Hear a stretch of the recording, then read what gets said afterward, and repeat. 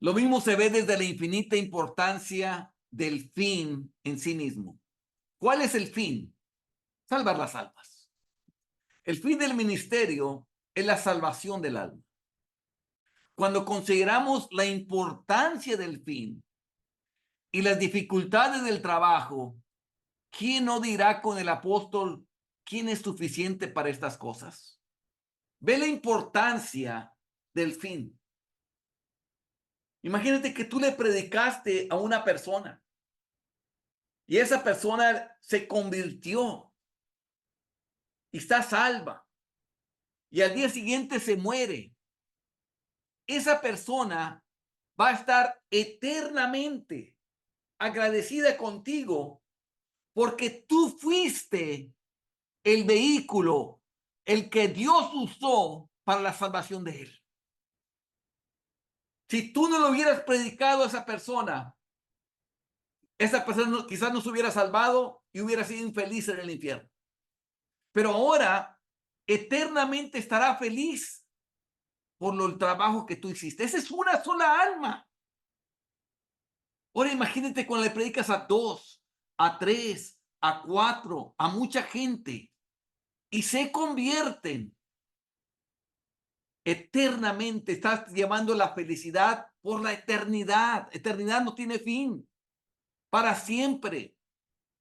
Siempre se van a acordar del que le predicó. Siempre se van a acordar del que les llevó el mensaje. Siempre van a recordar eso. Y siempre van a estar eternamente agradecidos. Esa es la importancia del fin. Ahora, ¿hay dificultades? Claro, hay dificultades. Y eso es lo que dice. Cuando nosotros vemos las dificultades, esa oposición, tanto de la persona como de Satanás, como del entorno en donde viven, uno se pregunta, ¿quién es suficiente para estas cosas?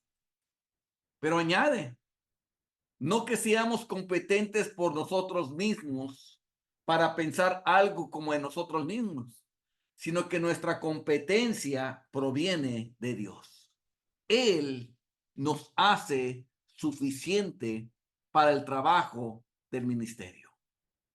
Por eso empezamos estas lecciones con la oración. Enseñarlos a orar, enseñarlos a depender de Dios, enseñarlos a clamar a Dios por esas almas, a pedir sabiduría, porque de ahí proviene nuestra preparación.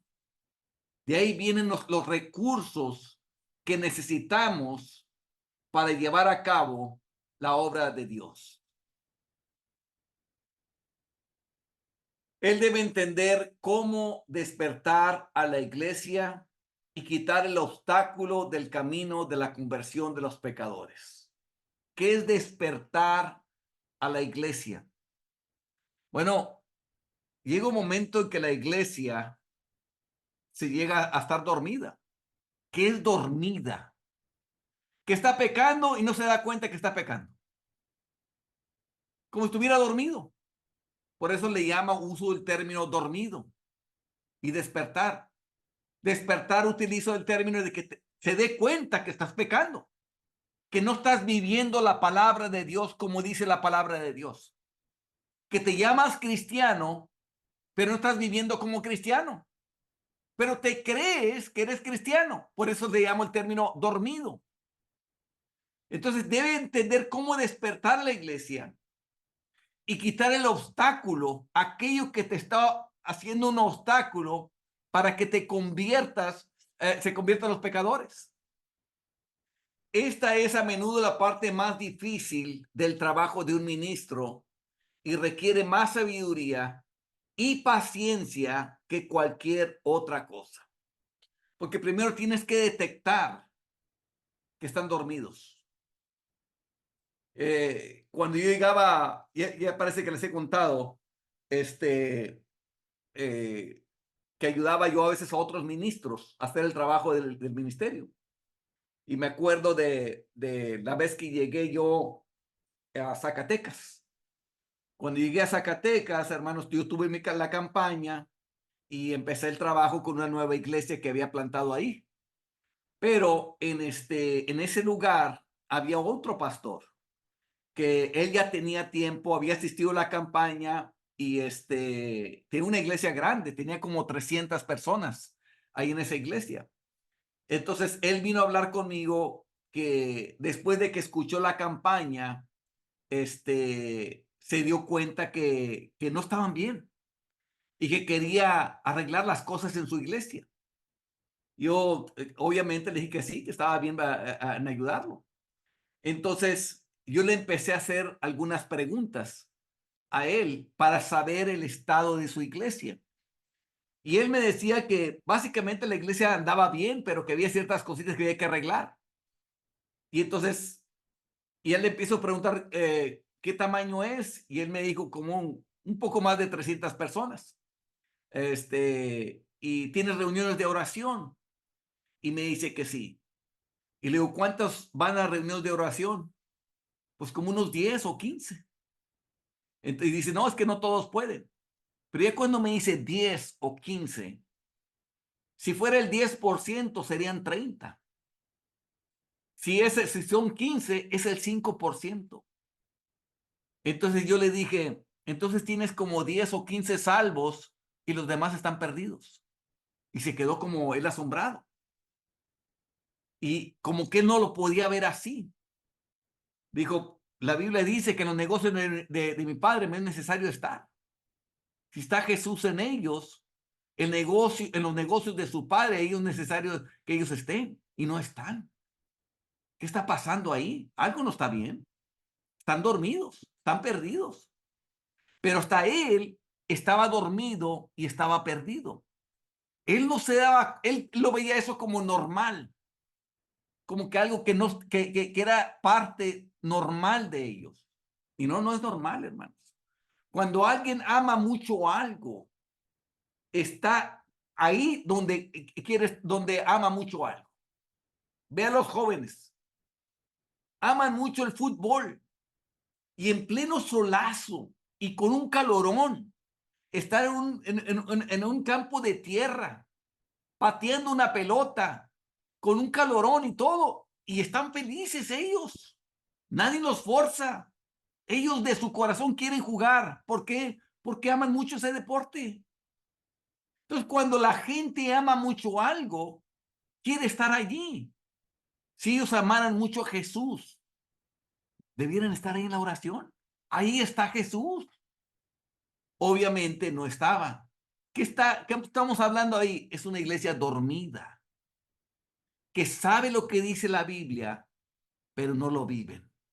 Entonces, es el trabajo difícil. ¿Por qué? Porque a veces ese ministro ni se había dado cuenta, hasta que yo se lo mostré así claramente. Entonces necesita tener sabiduría y paciencia en tratar con ellos. Es un punto en el que casi todos los ministros fallan.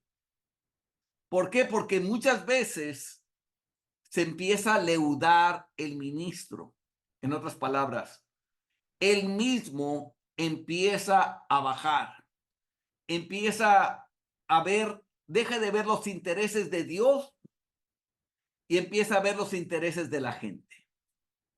Deje explicarles esa parte. Un ministro es un ministro de Dios. Ese ministro trabaja para los intereses de Dios. No trabaja para los intereses de los hombres. Trabaja para los intereses de Dios. El que lo contrató fue Dios. Al que va a dar cuentas es Dios. Trabaja para Dios para el bien de los hombres. Es lo que hace. Pero él debe siempre ver por los intereses de Dios. Pero ¿qué pasa cuando él deja de ver por los mejores intereses de Dios y empieza a ver por los intereses de los hombres? Entonces viene, por ejemplo, ay, hermano, hoy no voy a ir a orar porque tengo este compromiso. Y hoy no voy a ir a orar porque tengo este otro compromiso. Y hoy no voy a hacer esto porque tengo estos. En otras palabras, él empieza a conceder permisitos a la gente para que descuiden y menosprecien la reunión de Dios. Y empieza a hacer eso. Entonces pronto los cultos, la reunión de oración es menospreciada. Le dan las obras a Dios. Cuando pueden, van a la reunión de oración. Cuando les den ganas, van a la reunión de oración. Y mientras tanto, se la pasan afuera en cosas que nada tienen que ver con las cosas de Dios. Y el ministro lo está consecuentando. Entonces, ¿qué pasa con esa iglesia? Que se empieza a dormir, porque el ministro empezó a dar esos permisitos, dejó de ver de los intereses de Dios, trataba de caerle bien a la gente para que la gente lo viera bien a él, y entonces se duerme toda una iglesia. No saben cómo despertar a la iglesia, elevar el tono de la piedad a un nivel alto y así despejar el camino para la obra de conversión. O sea, no saben cómo hacerlo después. Cómo atraer a esa iglesia otra vez a como debe de estar. Muchos de ellos no saben. Y por eso se requiere gran sabiduría para poder hacer eso. Solo hay aquí y allá un ministro en el país que sabe cómo sondear a la iglesia cuando están en un estado frío y apóstata, de modo que pueda despertarlos efectivamente y mantenerlos despiertos. O sea, hay pocos ministros que saben cómo sondear. ¿Qué es sondear? Ver el estado de esa iglesia. Como si fuera un doctor que quiere diagnosticar a un enfermo. ¿Cómo se diagnostica a una iglesia que está enfermita? Que no está haciendo lo que Dios quiere hacer. ¿Cómo se hace?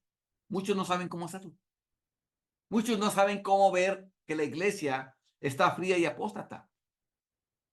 No saben cómo despertarlos efectivamente y mantenerlos despiertos.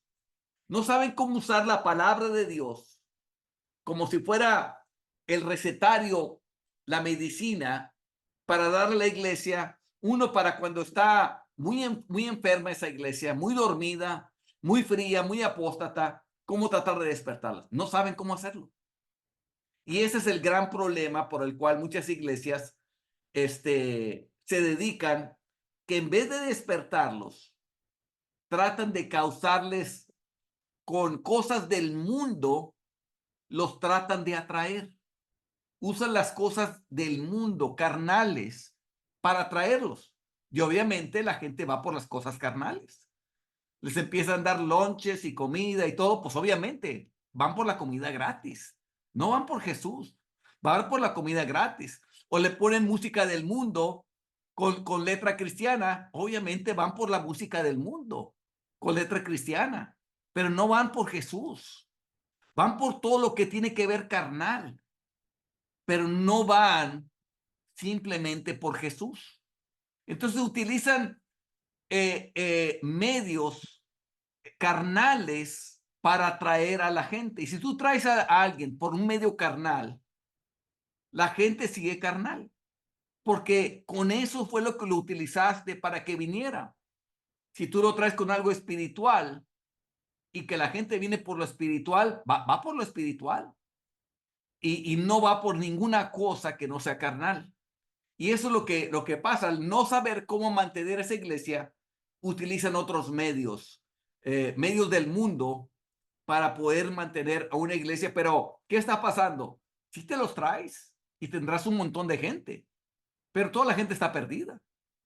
Es el caso de la iglesia católica. ¿Cómo se los traen? Bueno, se los traen con los ídolos y que tiene este ídolo y tiene este otro ídolo y este otro ídolo y creen que pidiéndole al ídolo van a estar bien. Entonces, ¿qué pasa? Tienes un montón de gente ahí, claro, pero están engañados, están perdidos, no se van a salvar. ¿Por qué? Porque no les han hablado la verdad. No les han dicho, el cura ese no les ha dicho que si no se arrepiente de todos los pecados y vive santamente y cree en Jesucristo, no puede entrar al reino de los cielos. No le ha dicho eso. Él le ha dicho que es más. Él les ha prometido que se van a ir al infierno. Pero ellos en vez de infierno le llaman el purgatorio. Pero el purgatorio es el mismo infierno. Pero ellos dicen que va a estar solamente un tiempo ahí, que no saben cuánto, y después lo pasan ahí arriba, que es mentira del diablo. No hay ninguna escritura que hable de eso. Entonces, sí hay gente que trae congregaciones, pero los traen con un mensaje carnal y que no es la verdad. Los miembros de la iglesia pecan contra la luz, contra tal luz que cuando se vuelven fríos es muy difícil despertarlos. Y esto es lo que muchos no entienden. Cuando tú pecas contra luz y te enfrías, a veces es difícil despertarte. Porque Satanás aprovecha para meterte toda clase de pensamientos. Y hombres muy piadosos, puede pasar esto. Hombres muy santos, muy entregados con Dios, puede pasar esto. Tienen una forma de piedad que evita la verdad, que no quiere escuchar la verdad tal como es. Al mismo tiempo que es justamente este tipo de piedad que no tiene poder ni eficacia. Es una falsa piedad. Es una piedad de apariencia, de formas, de palabras, de gestos, de actitudes, pero no de corazón. O sea, es solamente la apariencia de que están viviendo para Dios, pero no es una piedad de corazón, que es lo que le gusta, que es lo que de corazón está Jesús en ellos y viviendo en ellos. Por eso evitan la verdad. Tales profesantes son los individuos más difíciles de despertar de sus sueños. Estos que han mantenido una piedad basada en su imagen, en la imagen que quieren proyectar ante los demás de que son cristianos. ¿Por qué? Porque quizás están leyendo la Biblia, quizás están orando, quizás están yendo a la iglesia, quizás están haciendo muchas cosas, pero todavía siguen practicando algún pecado. Y ellos, basado en que ellos leen la Biblia y van a la iglesia y cantan alabanzas y hacen todo eso, creen que están salvos cuando al presente siguen practicando algún pecado. Aquí te lo dice la palabra. También debes saber esto, que en los postreros días vendrán tiempos peligrosos. ¿Por qué son peligrosos? Aquí te lo voy a decir. Porque habrá hombres amadores de sí mismos, avaros, vanagloriosos, soberbios, blasfemos, desobedientes a los padres, ingratos, impíos, sin afecto natural, implacables, calumniadores, intemperantes, crueles, aborrecedores de lo bueno, traidores, impetuosos, infatuados, amadores de los deleites más que de Dios, que tendrán apariencia de piedad, pero negarán la eficacia de ella. A esto se evita. Estos, hermanos, no está hablando del mundo, porque en el mundo esto es lo que hay. Así son. En el mundo son amadores más de los deleites que de Dios. En el mundo sabemos que son egoístas, son amadores de sí mismos. En el mundo sabemos que son avaros, que son vanagloriosos, que son soberbios. Esto lo sabemos. No, esto está hablando que en los últimos tiempos, en la iglesia, va a haber ese tipo de gentes. Va a haber este tipo de gentes. Es una iglesia dormida. ¿Y qué vas a ver? Hombres amadores de sí mismos. Ahorita ya lo estamos viendo, avaros, que han sacado doctrinas de que Dios te quiere ser rico y te quiere dar mucho dinero y que son amadores de sí mismos y que quieres tener una casa muy grande y un carro muy lujoso y todo eso. Son amadores de sí mismos.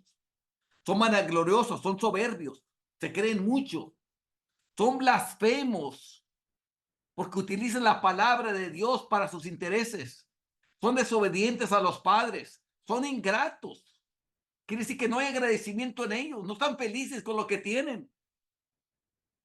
Son impíos en su manera de actuar, no tienen afecto natural, son implacables, esto es, son guiados por los deseos todo el tiempo. Son calumniadores. ¿Qué quiere decir? Calumniadores. La palabra en el griego es traductor, que traducen todo eso hacia lo malo. Son intemperantes. ¿Qué quiere decir? Que no tienen dominio sobre sus deseos carnales. Son crueles. Crueles con Dios, crueles con la gente. Son aborrecedores de lo bueno. No quieren hacer lo bueno. Son traidores. Traidores contra Cristo, traidores contra Dios, que después de haberlo salvado se van en contra de él. Son impetuosos, son infatuados, son amadores de los deleites más que de Dios. Sin embargo, si tú ves todo eso, tú dices, no, esa es una persona muy mala, pero no se ven así. ¿Por qué no se ven así? Porque tendrán apariencia de piedad. Se verán muy bien, como personas buenas, como personas cristianas, pero negarán la eficacia de ella, la verdad de ella. O sea, realmente no están así. Y quiero mostrarles uno, y muchos de ustedes ya lo conocen. Y este era un hombre de Dios, totalmente entregado a Dios.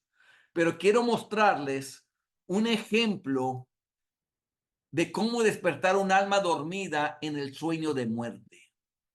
Le llamo yo el sueño de muerte. Cuando una persona está pecando, pero cree que está bien, está dormida, está como si nada. Cree que está bien, aunque ha estado pecando.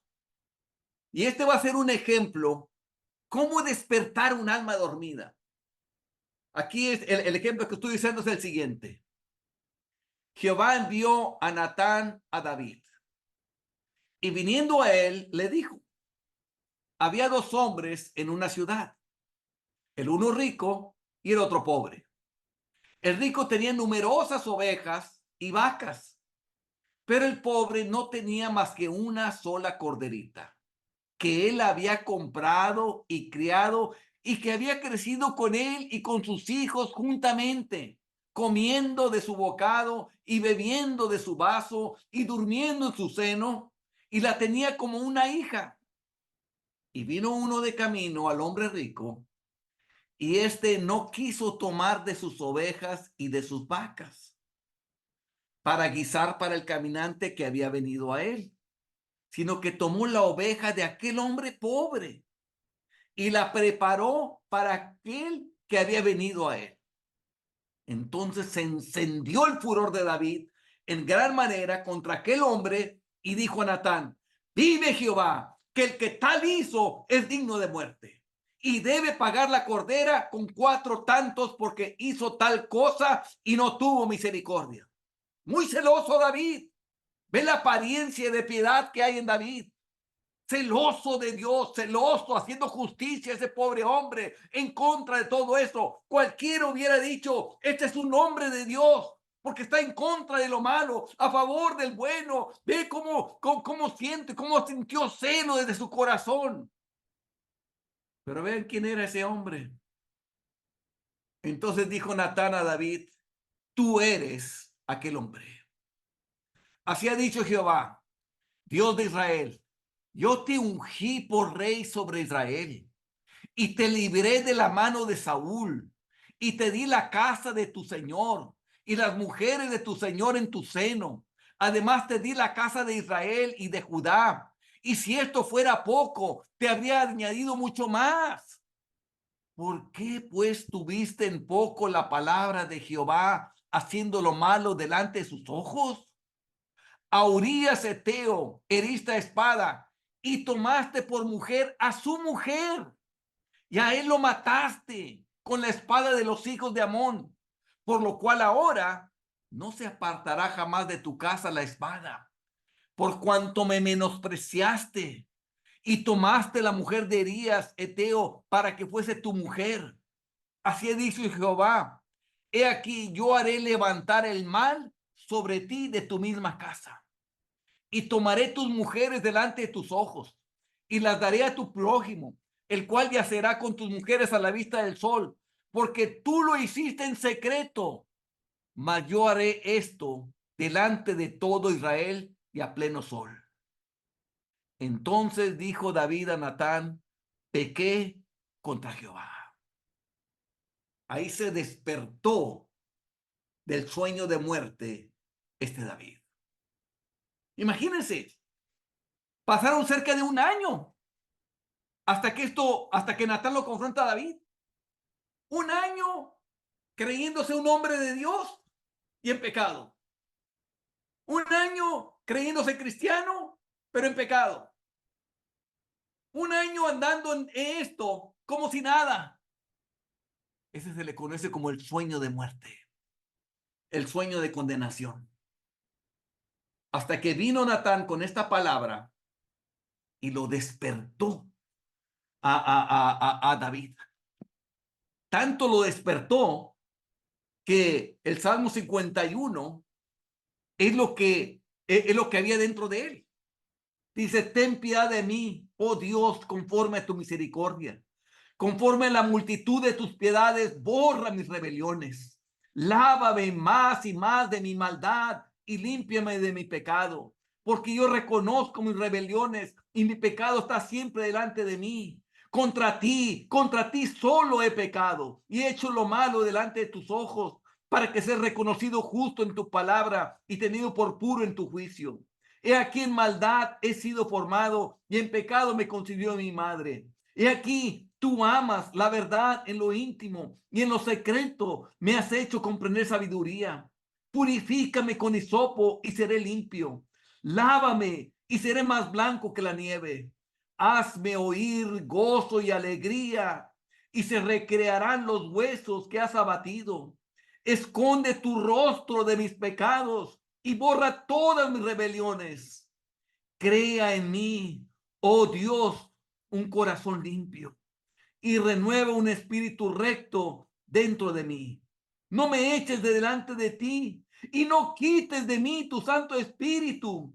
Vuélveme el gozo de tu salvación y espíritu noble me sustente. Entonces enseñaré a los transgresores tus caminos y los pecadores se convertirán a ti. Líbrame de homicidios, oh Dios, Dios de mi salvación. Cantará mi lengua tu justicia. Señor, abre mis labios y publicaré mi boca tu alabanza. Porque no quieres sacrificio, que yo lo daría. No quieres holocausto. Los sacrificios de Dios son el espíritu quebrantado.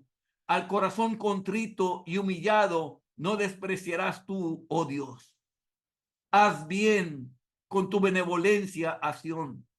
Edifica los muros de Jerusalén. Entonces te agradarán los sacrificios de justicia, el holocausto u ofrenda del todo quemada. Entonces ofrecerán becerros sobre tu altar. Lo despertó. Lo despertó completamente.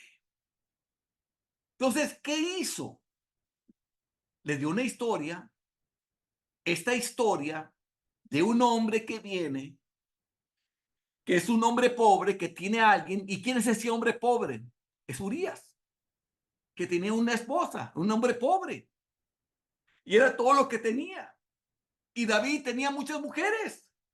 Y en vez de usar de las que él ya tenía, al otro que nomás tenía una, se la quita.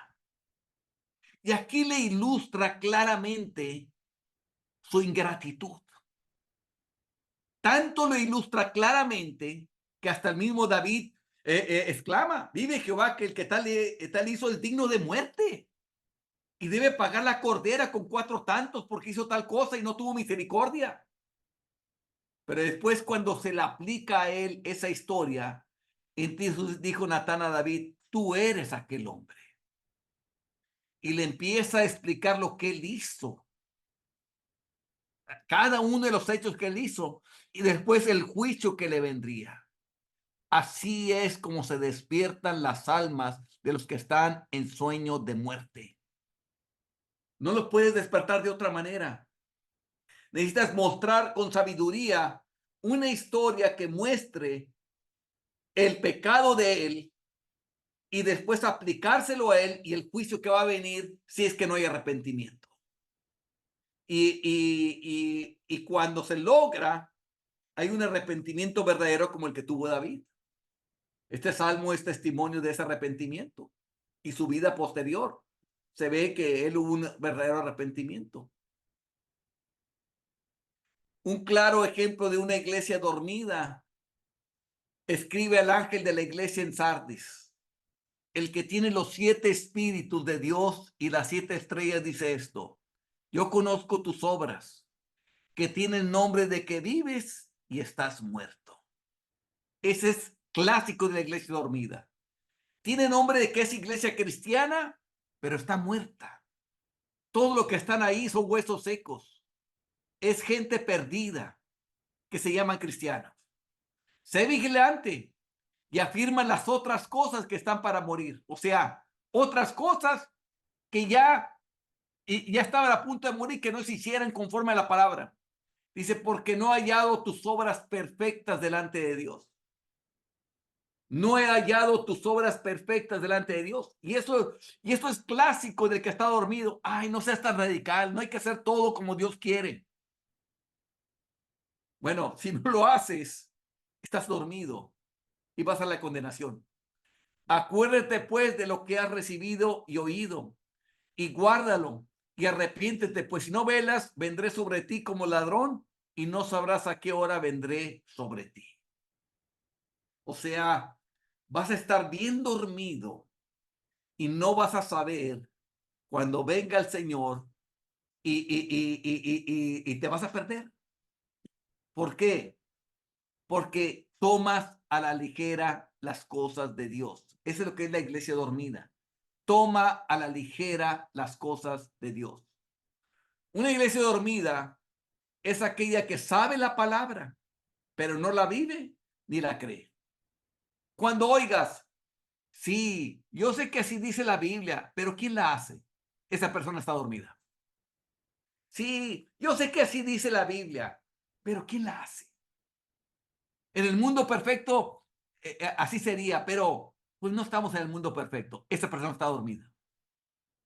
Cuando alguien no quiere que lo que dice la Biblia así sea en esta vida, está dormida, está dormida.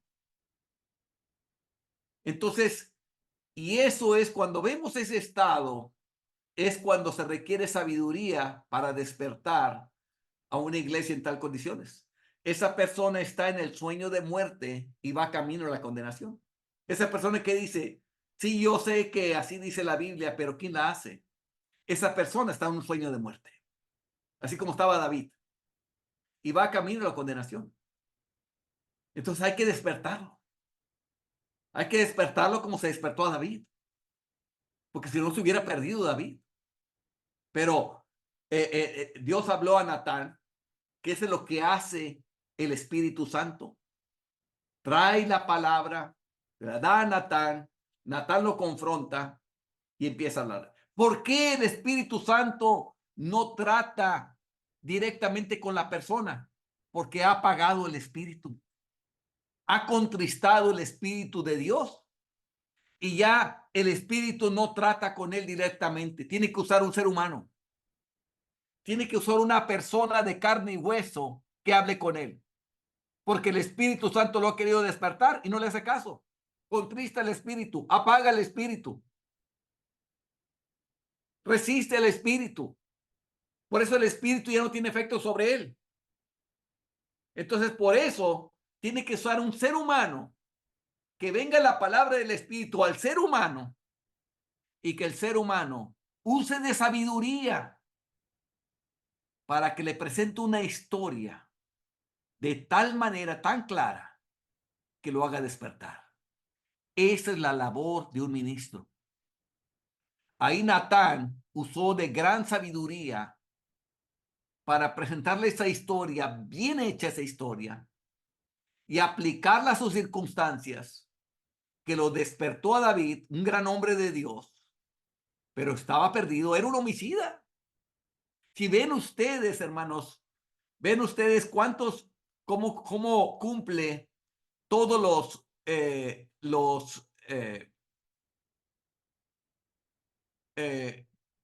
todo lo que dice acá de los hombres del carácter postrero. ¿Qué vemos? Amador de sí mismo. David fue un amador de sí mismo, porque en vez de coger su mujer, se amó a sí mismo y tomó la del otro. Avaro, vanaglorioso, soberbio, fue soberbio. Se creía que porque es rey podía tomar a cualquier mujer. Desobedientes a los padres porque los padres no lo educaron de esa manera. Ingrato, o sea, como dijo la palabra, lo libró de la mano de Saúl, lo libró de muchas gentes y le ha dado muchas cosas buenas. Y en vez de estar agradecido con eso, va y le quita al otro.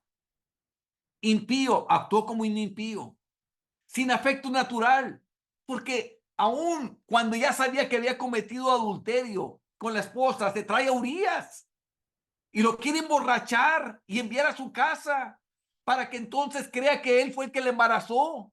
Quería hacer engaño con él. O sea, no tenía ni afecto natural, implacable porque no podía controlar sus deseos. Vio a la mujer que se estaba bañando y la quiso traer. Calumniadores, fue un mentiroso. Intemperante, no tenía dominio propio. Fue cruel porque lo manda a Urías al frente de la batalla y le da instrucciones precisas a Joab. Déjenlo solo para que muera. Qué cruel es eso. El otro cree que, y deja tú, ve la honestidad de Urías.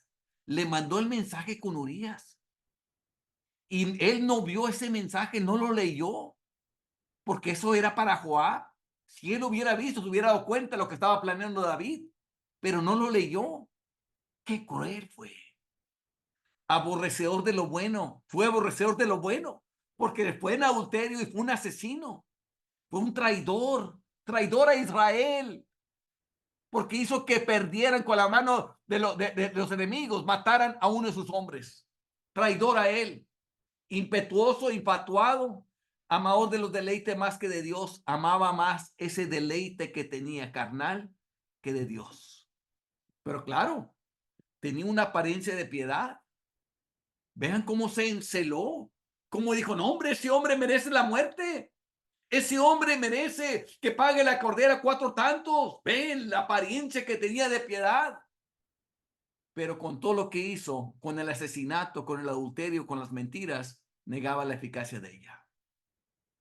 Si se fijan que en el sueño de muerte existen todos estos pecados, pero no se nota.